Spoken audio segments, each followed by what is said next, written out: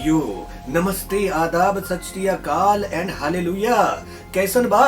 क्या कहा आपने? आप बिल्कुल ठीक ठाक है भाई। मैं भी ठीक ठाक हूँ। जब आपको मैं खुशी खुशी देखता हूँ ना, तो मेरा भी चेहरा खुशी के मारे खिल जाता है। मेरे भाइयों, आज है ना इस प्रोग्राम में, जिसे आप भली भांति जानते हैं कि जिंदगी ना मिलेगी दोबारा, जिसे आप देखा करते हैं यस टीवी पर। तो भाई, इस प्रोग्राम की खासियत क्या है? खासियत यह है कि ये मोटिवेशन से भरा हुआ प्रोग्राम है और तरह तरह की चीजों से आपको मोटिवेट करने की कोशिश करता रहता हूं मैं। आज मैं आपको ये बताना चाहता हूं बहनों भाइयों कि जो जितने भी महानतम लोग हुए हैं, हम लोग महान लोगों की बात करते हैं, उनकी जीवनी पढ़ा करते हैं, उनसे प्रेरित होने की बात करते हैं। तो आखिर ये जो महान लोग होते हैं, ये महान क्यों होते हैं, कैसे होते हैं? क्या इनके पास बहुत ज्यादा पैसा इसलिए महान होते हैं, या फिर इनके पास में कोई ऐसी कला है? देखिए साहब, मैं आपको सच्ची बात बताऊं, इनके पास में कला तो खैर क्या है, लेकिन कला इन्होंने विकसित की होती है। पैसा तो ये बांटते भी रहते हैं। ऐसा नहीं है कि भाई इनके पास पैसा है तो बस ये पैसा बस कमाते चले जाते हैं। इनको पैसा बांटने की भी आदत होती है। इस वजह से ये जितना बांटने हैं उतना उनके पास 4 गुना, 10 गुना, 20 गुना, 50 गुना लौट कर आता है। ये आदत हमारे अंदर नहीं होती है। जब भी हम किसी दुकान पर जाते हैं, चाहे हम मोची के यहाँ जाते हैं, चप्पल ठीक करवाने जाते हैं, तो उससे अगर वो 10 रुपए मांगता है तो हम कहते हैं कि तुमने काम ही क्या किया है। जबकि हम बड़े बड़े मॉल में जब पिक्चर देखने जाते हैं, वहाँ 250 रुपए का टिकट लेते हैं, लेकिन उनसे क्या हम कहते हैं कि पिक्चर बेकार निकली, हमें 50 रुपए वापस दो? नहीं कहते ना। इसी तरह से जब हम कपड़े खरीदने के लिए जाते हैं, जूते खरीदने के लिए जाते हैं, जैकेट्स खरीदने के लिए जाते हैं, कितना मोल भाव करते हैं। सब्जी वाले, फ्रूट वाले से कितना भाव तुल करते हैं। बहनों भाइयों, ये जो हमारी आदत है ना, ये हमें बरकत नहीं लाने देता। जिंदगी में सिर्फ लेने की या बचाने की कला नहीं, बल्कि बांटने की कला सीखिए। मैं ये नहीं कहता हूँ कि सब कुछ बांट बूट के आप कंगाल हो जाइए, लेकिन जितना आपके पास है उसमें थोड़ा थोड़ा बांटने की कोशिश कीजिए। यकीन मानिए कि वो पैसा आपके पास लौट कर आएगा। एक बहुत अच्छी कहानी, सच्ची घटना, बिल्कुल सच्ची घटना, कि एक बहुत बड़ा बैंक, उसमें 6 काउंटर्स थे, कैश काउंटर, जहां पर आप खड़े होकर पैसा निकाल सकते हैं। उसमें 6 काउंटर्स में से जो तीसरे नंबर का जो काउंटर था, उस पर रोज बहुत भीड़ लगा करती थी, बहुत ज्यादा भीड़ लगा करती थी।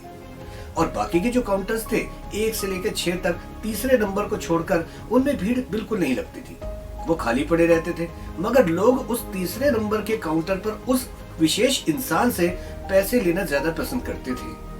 और ये बात मैनेजर साहब जो थे, अपने कैबिन में से कांच में से देखा करते थे। बड़े आश्चर्यचकित होते थे कि आखिर ऐसी क्या बात है कि उस तीसरे नंबर के काउंटर से ही लोग पैसे क्यों लेना पसंद करते हैं।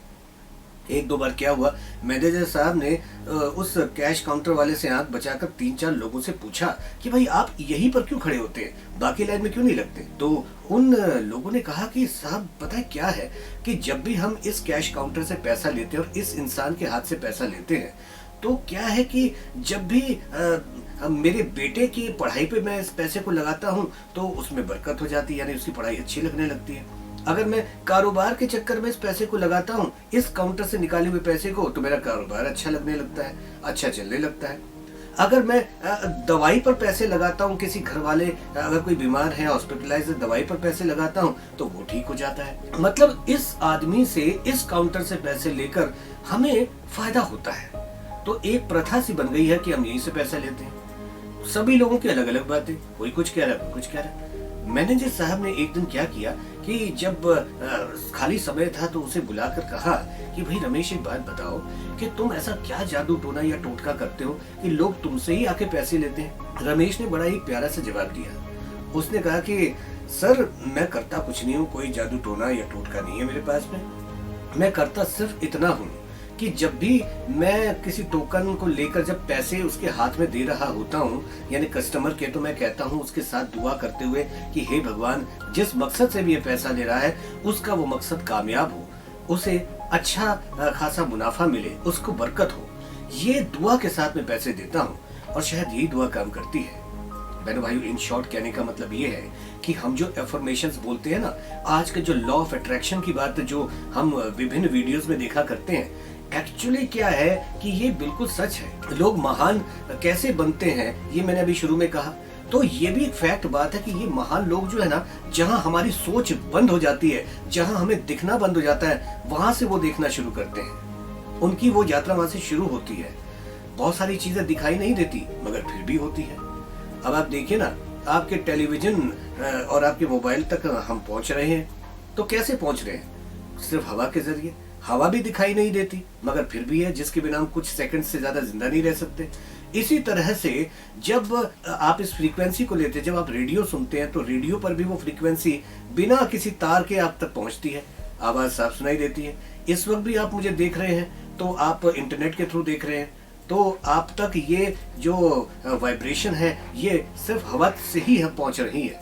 तो बहनों भाइयों, हाँ ये जरूर है कि आप अल्ट्रा वायलेट चश्मा लगाकर उन वेव्स को देख सकते हैं, रेडियो वेव्स को, टेलीविजन वेव्स को देखी जा सकती हैं, लेकिन वो अल्ट्रा वायलेट जो चश्मा है ना, वही आध्यात्म का चश्मा है जो इन महान लोगों के पास होता है। मतलब चश्मा नहीं, उनकी जो सोचने की पावर है, एफर्मेशंस, जो गहराई से जो वो सोचते हैं, एफर्मेशंस लेते हैं, जब किसी भी बात को वो पॉजिटिव सोचते हैं, the power of positive thinking, तो उसका बहुत गहरा असर होता है। इसलिए बहनों भाइयों, आज से ही आप प्रैक्टिस शुरू कर दीजिए कि आप पॉजिटिव सोचिए। कई बार क्या होता है कि हम सोचते सोचते ये सोचना शुरू कर देते हैं कि चलो भाई, पहले तो 5-6 बार सोचा कि हाँ भाई मैं इस बारे में पॉजिटिव सोच रहा हूँ, 5 मिनट के बाद में हमें लगता है अरे यार हमारा काम कहाँ हो रहा है यार, सोचने से क्या होता है, वो सारी चीजें खत्म हो जाती है। इसलिए बड़ी मजबूती के साथ में सकारात्मक रहिए, सकारात्मक सोचिए, अपने बारे में भी, अपनी जिंदगी के बारे में भी, दूसरों के बारे में भी खुश रहिए और बहुत बहुत ज्यादा खुश रहिए।